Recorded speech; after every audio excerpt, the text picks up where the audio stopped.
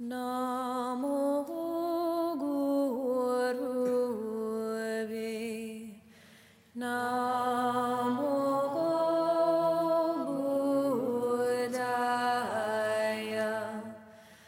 Namo Dharmaya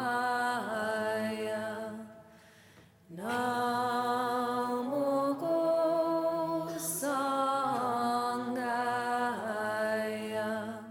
Where does the suffering really come from? You know, who created?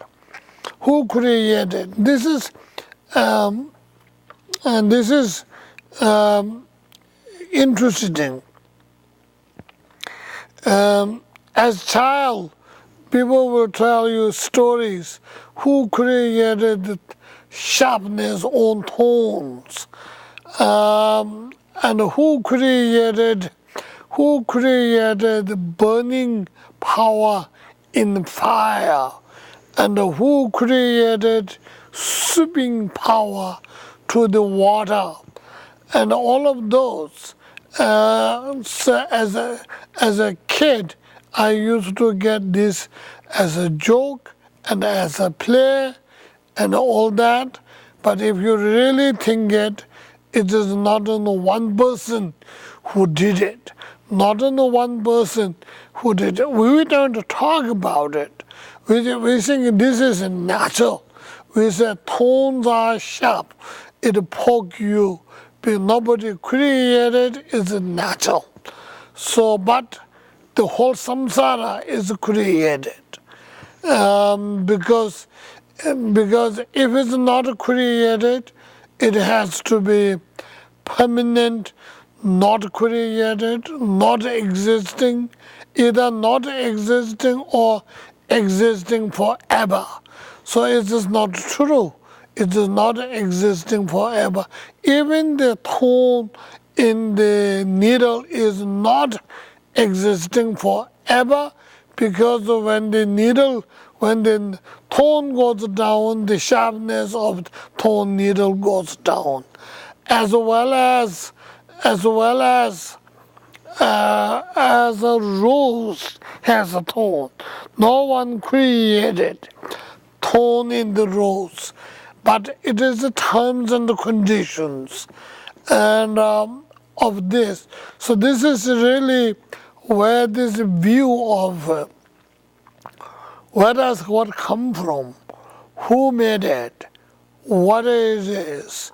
So this, when you talk about cause, we're talking about the cause of suffering. So we think about the suffering and then who created and what it is all about it. But that's not only applicable to suffering. When you think about it, everything, every environment, every inhabitants, and all this. I mean, it is easy for us to see who created the house, who built the house, who put the roof, who put the window, who dressed window dash. All that we can say somebody did it. This architect did it, and the engineers did it, and labor force did it, and all that we can say. The truth is even before architect, even before the owner who would like to build the building, and even before that, there is a cause for this.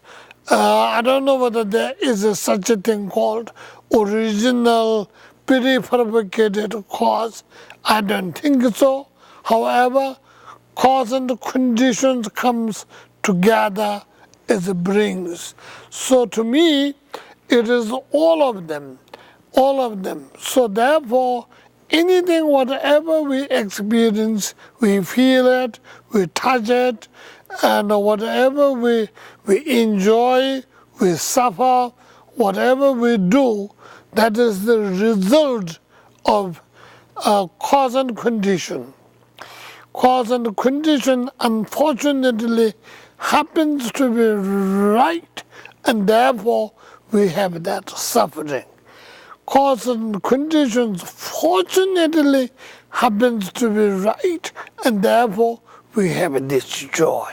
So all of those are because it is the cause, it is the condition, it is very growing, so these are the four how these cause conditions. Anyway, these are briefly I'm mentioning as a part of this concluding point of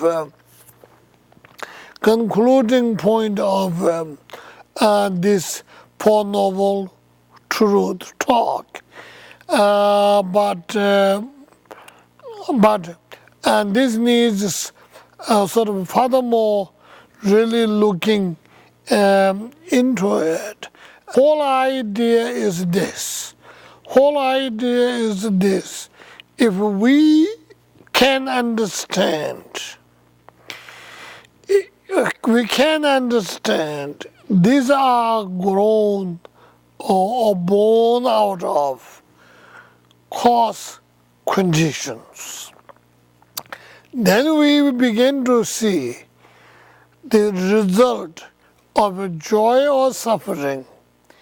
It depends on cause conditions.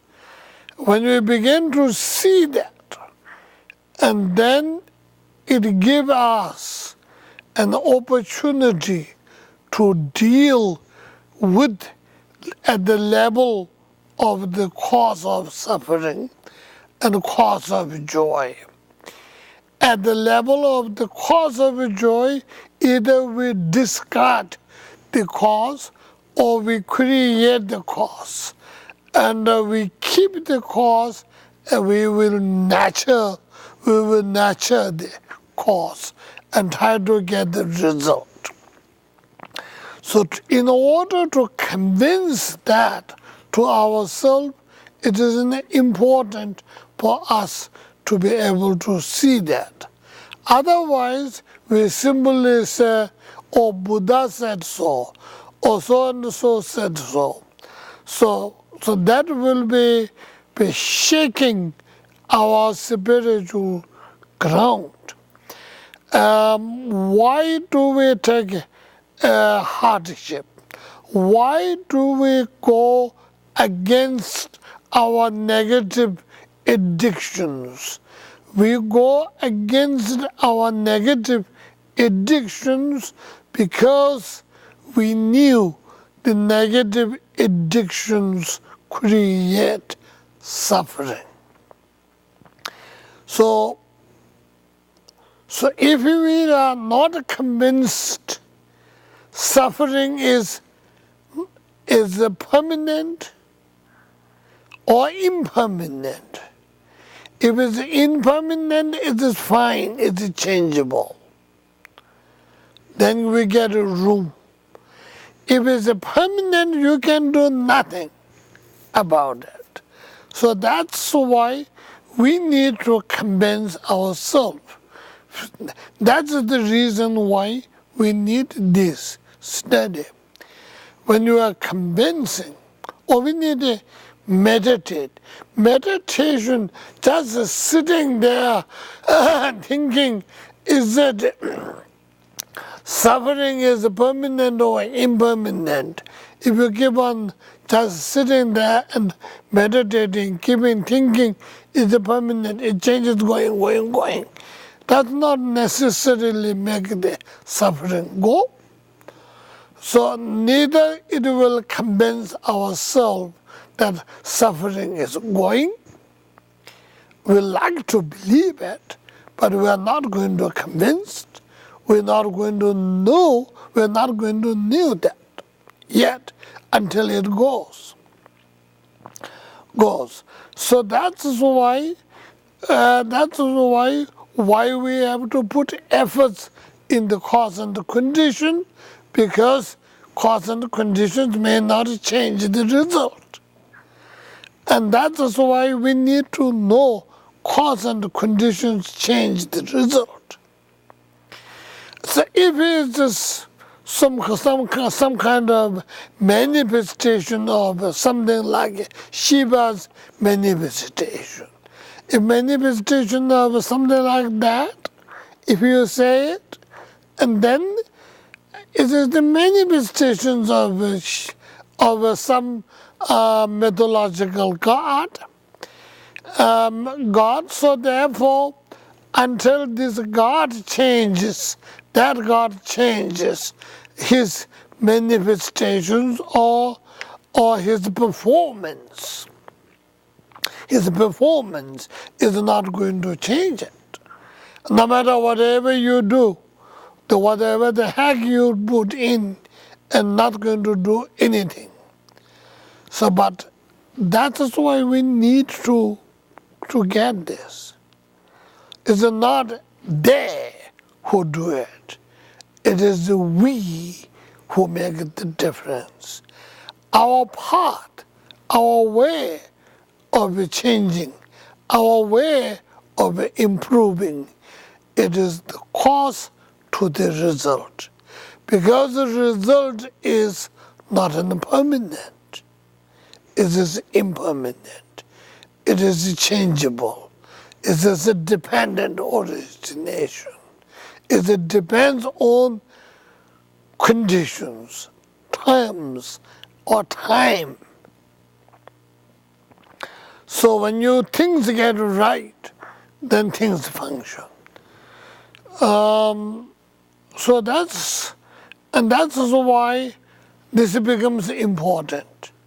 Otherwise, it just becomes philosophical viewpoint of earlier scholars.